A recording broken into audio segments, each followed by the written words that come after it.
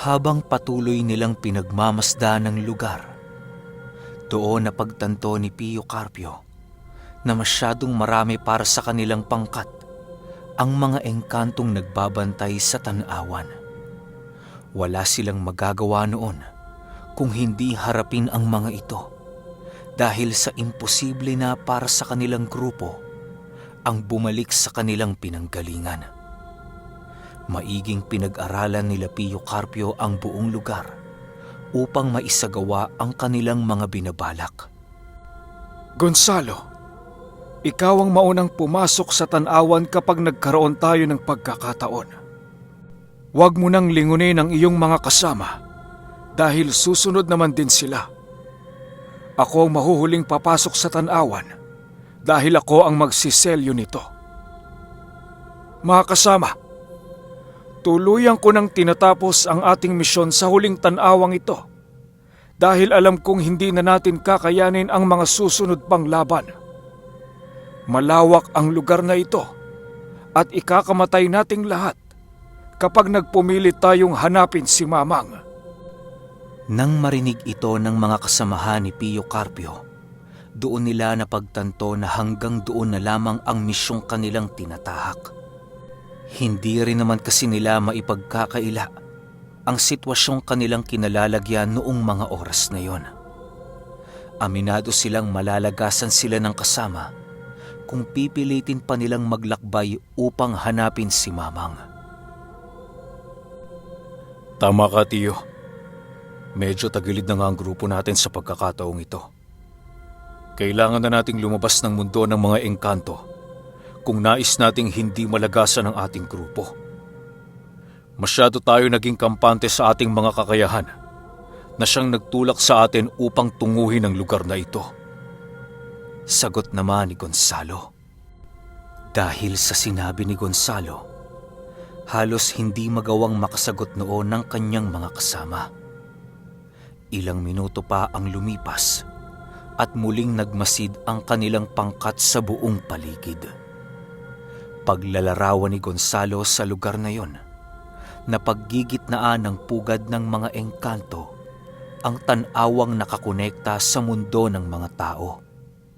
Meron itong 10 bantay papaikot sa bato na halos hindi nila nakikitaan ng anumang paggalaw. Ang mga bantay na yon ay halos abnormal ang laki sa mga ordinaryong kauri nito. Animoy yon ang mga mandirigma ng kanilang uri na naatasan upang pagbantayan ng lagusan. Ang karamihan sa mga engkantong naroon ay lumulublob sa mga malalalim na uka sa lupa. Wala silang kaide-ideya kung bakit ginagawa ito ng mga engkanto. Dahil sa mga nasilayan nila Gonzalo, ay halos naging palaisipan sa kanilang lahat ang eksaktong bilang ng kanilang mga kalaban. Hindi sila maaaring magpadalos-dalos sa pagsugod, gawa ng maaari nila itong ikapahamak. Kailangan kalkulado ang lahat ng kanilang mga gagawin upang magawa nilang makaligtas sa lugar na yon. Nang maayos na nila ang lahat ng kanilang plano, doon na piniling gumalaw ng pangkat ni Pio Carpio. Habang papalapit sila sa lugar, panayang pag-usal nila ng mga sabulag at pangkubli sa paligid. Nang tuluyan na silang makalapit sa pugad ng mga engkanto, agad din namang inilabas ni Pio Carpio ang ilan sa kanyang mga mutsyang pagmamay-ari. Kasabay ng paglabas niya nito ay ang biglaan niyang paglitaw sa kanyang kinaroroonan. Dahil sa ginawa noon ni Pio Carpio, ay agaran din naman silang nasipat ng mga engkantong nagbabantay sa paligid. Segundo lang noon ang pagitan nang sugurin sila ng mga nilalang. Nang masipat ito nila Gonzalo at Samuel, dali-dali din naman nilang ginawa noon ang plano. Pagsugod ni Pio Carpio sa mga ito, agaran din naman silang tumakbo patungo sa kinaroroonan ng tanawan. Kasama noon ni Gonzalo ang iilang albularyo upang pabalikin na sa mundo ng mga tao. Iho! Mauna na kayo! Ako na ang bahalang magselyo ng tanawan! Sigaw ni Pio Carpio. Habang sumisigaw noon si Pio Carpio, ay halos masipat ito ni Gonzalong unti-unting lumalayo sa kanilang kinaroroonan. Walang kasama noon ang kanyang tiyuhin, kung kaya't yun ang labis na ipinag-aalala ni Gonzalo. Nais niya man itong bigyan ng tulong, pero hindi maaaring talikuran ang planong kanilang napagkasunduan. Ilang minuto pa ang lumipas, may mga iilang engkanto na ang nasisipat niyang papasugod sa kanilang kinaroroonan. Samuel, ako na ang bahala rito. Magpatuloy na kayo patungong tanawan. Wika ni Gonzalo, pagtigil nito sa kanyang ginagawang pagtakbo. Nang marinig ni Samuel ang sinabi ng kanyang kaibigan, ay nagawa niya pang masipat si Gonzalo sa kinaroroonan nito. Malapit na sila noon sa tanawan, kung kaya't hindi sila maaaring tumigil kung nais nilang maisalba ang kani-kanilang mga buhay. Sa pag-ikot ng paningin ni Gonzalo sa lugar, doon niya napansin ang pagdami ng bilang ng kanilang mga kalaban. Tama nga ang kanyang hinala na ang mga malalaking uka sa lupa sa lugar na yon ay ang pinamamahayan ng napakaraming engkanto. Dahil sa sobrang dami ng mga ito, ay halos mapuno na noon ng mga engkanto ang buong paligid. Nang masipat ni Gonzalo ang napakaraming nilalang napapasugod sa kanya, agaran din naman siyang nagpalit anyo upang labanan ang mga ito. Kasabay ng pag-anyo niyang demonyo ay ang pagkuha niya ng tabak ni Mapulon sa lupang kanyang kinatatayuan. Sa pagsugod ng mga nilalang ay halos sinalubong naman ito ni Gonzalo ng buong tapang.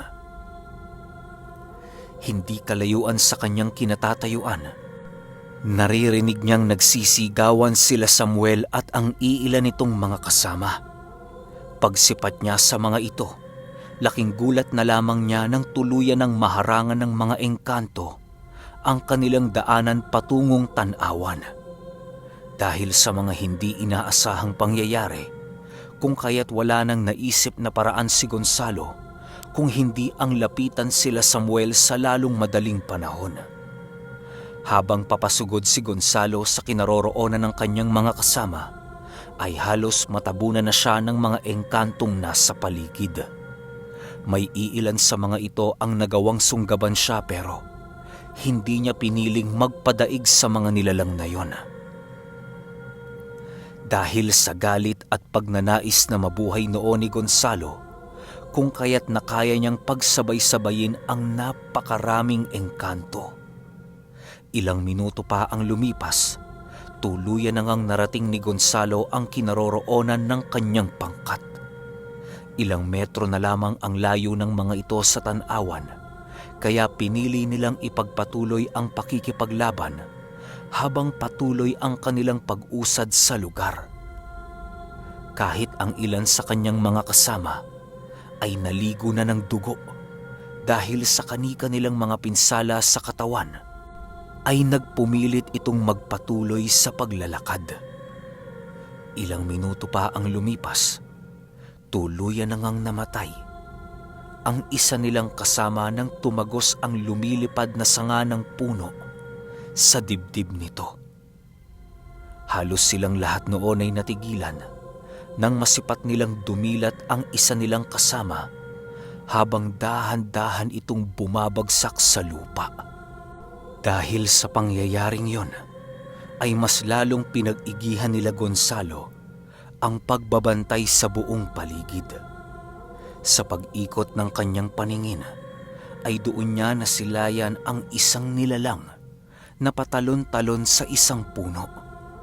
Kagaya ng mga engkantong kanilang kalaban, ay meron din itong malabolang mga kamay na merong matatalas na mga tinik papaikot sa mga ito. Ang pinagkaiba lamang ng nilalang na yon ay nakakaya nitong makakuha ng sanga ng puno sa pamamagitan ng kanyang ikatlong kamay na nasa kanyang likuran. Habang patuloy niya itong pinagmamasdan, Doon niya nasipat ang muling pagputol nito ng isang patay na sanga ng puno.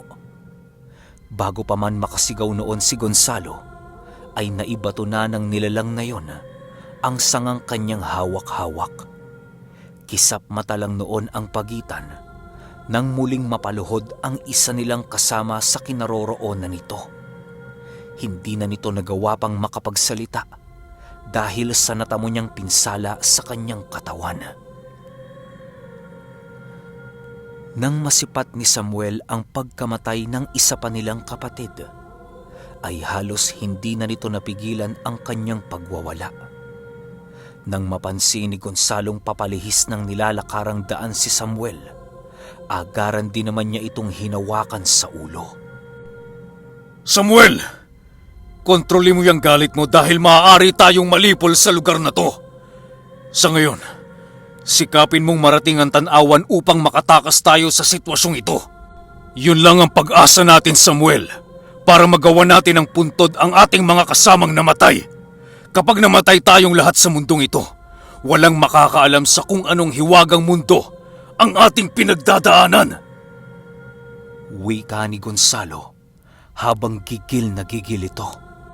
Nang marinig ito ni Samuel, ay parabang naliwanagan ang kanyang isipan dahil sa sinabi ng kanyang kaibigan. Muli niyang binagtas ang daan patungong tanawan upang magawa nila ng maayos ang kanilang plano. Sa pagsipat ni Gonzalo kay Pio Carpio, kitang-kita niya ang pagwawala nito sa tumpok ng mga engkanto na nagnanais ng katawan niyang wala ng buhay. Habang patuloy itong pinagmamasda ni Gonzalo, kitang-kita niya ang dugoang gudor na nagpupumilit ipagtanggol ang kanyang tiyuhin. Ilang minuto pa noon ang lumipas, bigla na lamang nakasilay si Gonzalo ng liwanag sa katawan ng gudor na siyang labis niyang ikinagulat. Biglang pumasok sa kanyang isipan noon ang katagang nabanggit sa kanya ni Pio Carpio tungkol sa engkantong nangangalaga sa mahiwagang armas na kanyang pagmamay-ari. Iho, kapag namatay ang gudor na ito, yun na din ang katapusan ng buhay ko. Ang hudyat ng kamatayan ng gudor ay ang pagliwanag ng katawan nito at ang pagkakaroon ng mga malalakas na kidlat sa buong kalangitan. Nang maalala ni Gonzalo ang katagang yan, ay halos pinili niyang puntahan ang kanyang tiyuhin upang ito ay iligtas. Sila Samuel kasi noon ay matagumpay nang narating ang tanawan, kung kaya't pa isa-isa na itong dumaraan sa lagusan. Dahil sa pagmamahal noon ni Gonzalo sa kanyang tiyuhin, kung kaya't nagawa niyang sirain ang kanilang nais na plano sa lugar na yun. May mga iilang engkantong sumabay noon sa lagusang pinasukan nila Samuel na dapat ay binantayan ito ni Gonzalo. Dahil sa medyo may kalayuan noon si Pio Carpio, kung kaya't pinili ni Gonzalong lumipad nang sa gayoy madali niya itong mapuntahan. Paglapit niya dito ay agad din naman niyang hinila si Pio Carpio patungo sa tanawang kanilang daraanan. Tio Carpio, mauna na ho kayo. Ako na ang bahalang makipaglaban dito. Wika ni Gonzalo habang tangan-tangan si Pio Carpio. Hindi kita iiwan dito, iho. Kung may mauuna mang sumuot sa atin sa lagusang yon ay walang iba kung hindi ikaw. Huwag mo akong alalahanin dahil kayang-kaya ko ang aking sarili. Sagot naman ni Pio Carpio. Nang marinig ito ni Gonzalo, pinili niyang ituon na lamang sa kanilang mga kalaban ang kanyang wisyo. Paglapit nila sa tanawan, napansin nilang napakarami na ng mga engkanto sa lugar, kung kaya't pinili nilang lipulin ang mga ito ng mabilisan. Sa pag-unday ni Pio Carpio ng kanyang palakol, ay halos mahati ang tatlong engkantong humarang sa tanawan.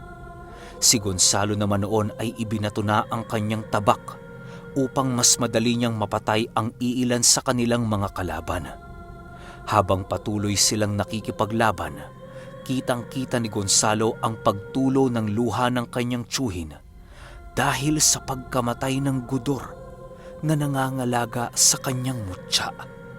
Ramdam na ramdam niya noon ang bigat ng kamay ng kanyang tiyuhin sa bawat pag-atake nitong ginagawa. Ilang minuto pa ang lumipas, bigla siyang itinulak ni Pio Carpio papaloob sa tanawan. Halos hindi ito lubusang akalain ni Gonzalo kung kaya't labis niya itong ikinagulat. Iho, pumasok ka na! Ako na ang bahala rito! Wika ni Pio Carpio. Matapos itong makapagwika, dahan-dahan na nitong itinulak si Gonzalo papalapit sa tanawan.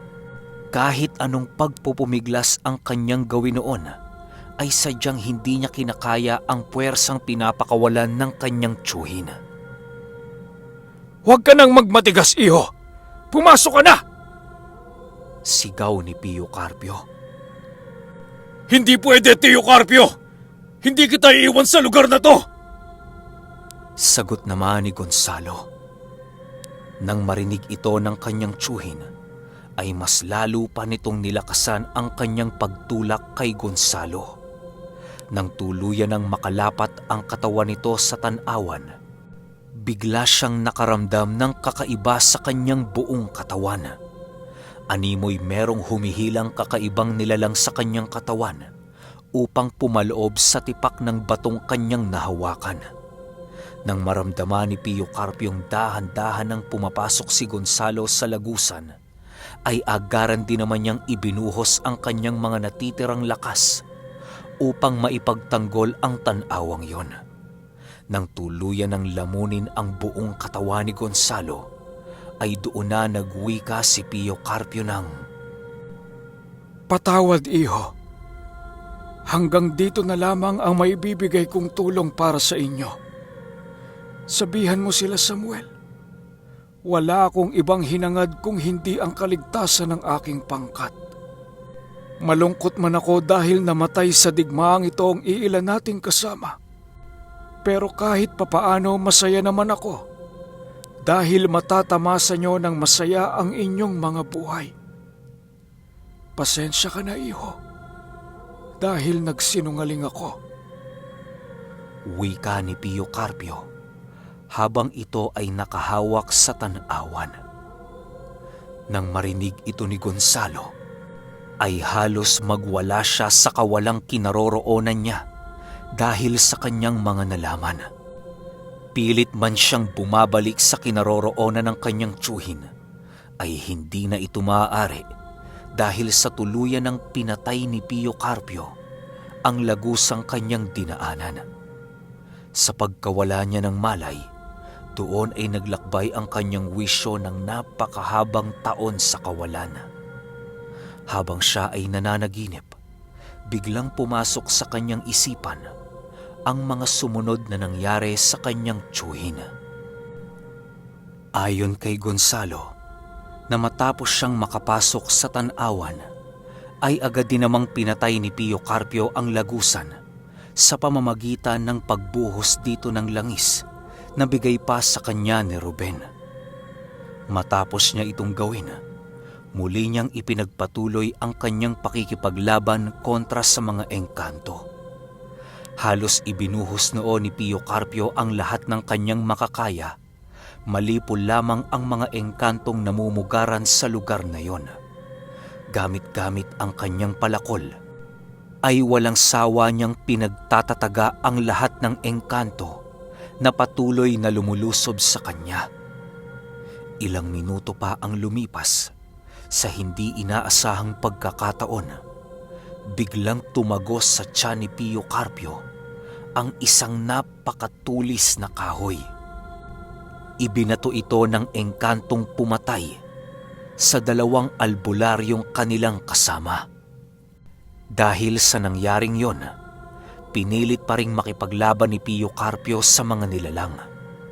Habang patuloy niyang iwinawasiwas ang kanyang palakol, pilit naman niyang binubunot ang sangang tumusok sa kanyang tiyan upang kahit papaano'y magawa niyang makagalaw ng maayos.